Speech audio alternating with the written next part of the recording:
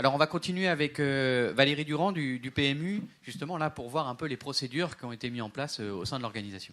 Alors nous, c'est vrai que la première fraude qu'on a subie, finalement, elle datait de 2011-2012 et c'était de la fraude online carte bancaire où on n'était pas habitué et on a fait face à une bande organisée qui nous a mis une belle ardoise à cette époque puisqu'on n'avait pas mis de 3DS en fait à ce moment-là. Mais effectivement, force est de constater que depuis 4-5 ans, les tentatives de fraude sont fréquentes.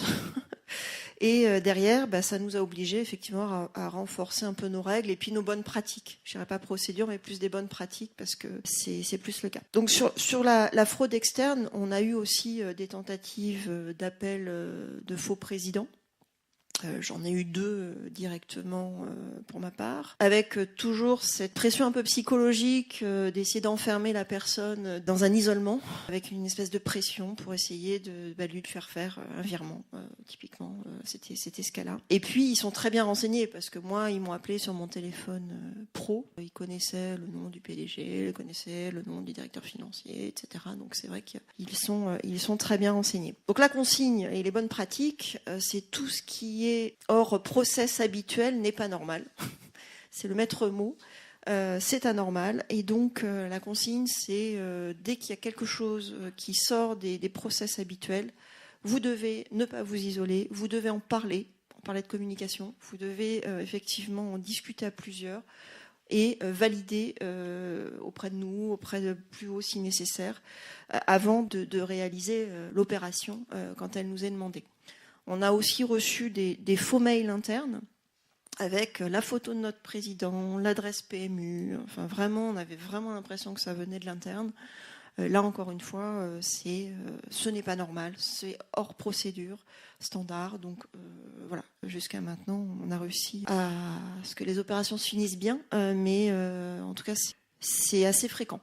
On a aussi des faux mails de banques et de fournisseurs aussi, je sais pas, au moment des tests, je sais pas, pour envoyer des fichiers de tests, je pense qu'on les a tous eus.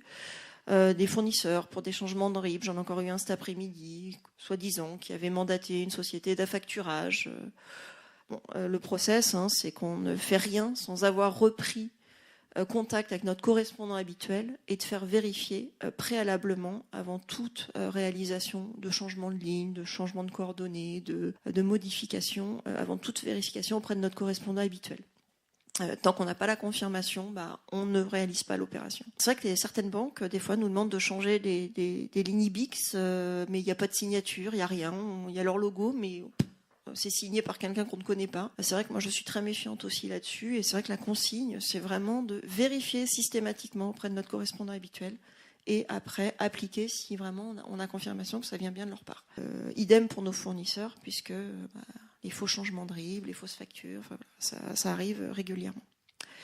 On a eu aussi des cas d'appel de notre président, soi-disant, auprès de notre banque. Pareil, là aussi, on a rappelé les interlocuteurs habituels auprès de nos équipes, auprès des équipes bancaires. On est multibancaire, donc ça tourne aussi à leur niveau. Donc il y a souvent un rappel de qui est habilité à ordonnancer des instructions.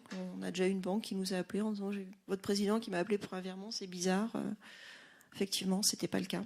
Donc voilà. Et puis, donc ça passe aussi par une limitation des nombres de personnes habilitées à pouvoir passer des instructions.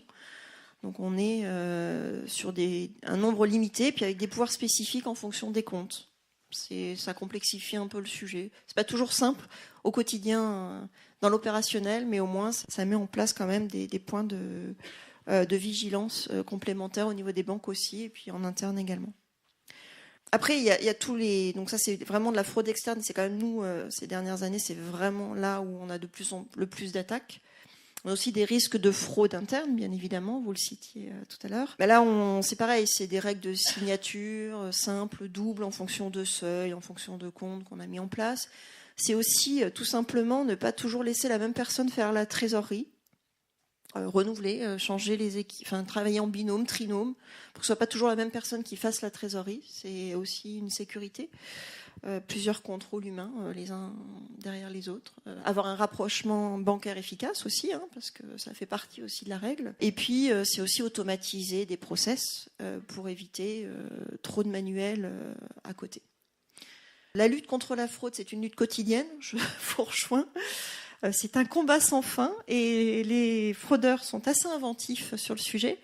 Mais effectivement, pour moi, le maître mot de cette lutte, c'est vraiment la communication, l'humain. Et puis, effectivement, toutes les bonnes pratiques qu'on rappelle régulièrement, pareil, beaucoup de communication sur les cas qui sont faits dans l'entreprise ou les tentatives, en tout cas dans l'entreprise, et puis des cas qui ont été effectués dans d'autres entreprises pour rappeler. Voilà. Donc, c'est plus des bonnes pratiques au quotidien. Oui, juste une petite chose que j'ai vue très récemment, également des fausses circularisations de lettres de commissaires aux comptes. Vous savez, pour ceux qui connaissent un peu ça, les commissaires aux comptes envoient chez les clients, chez vos clients, vos fournisseurs, des lettres pour avoir des confirmations des positions de compte en fin de période de clôture avec les numéros de facture, le libellé le numéro, la date, le montant. Donc se font passer pour les cabinets d'audit. Vos confrères de KPMG ont vécu ça. Et donc c'est absolument bidon. C'est juste pour intercepter les mouvements et pour pouvoir ensuite s'adresser à vous en faisant modifier les rides. Donc vraiment, les gens, on voit à quel point la fraude est professionnelle aujourd'hui. C'est-à-dire qu'ils connaissent même les process d'audit. C'est impressionnant. Et ils peuvent récupérer les signatures de nos directeurs sur les rapports d'activité, sur les... Voilà, donc ils peuvent vraiment être très inventifs. Merci beaucoup pour ces 2 témoignages.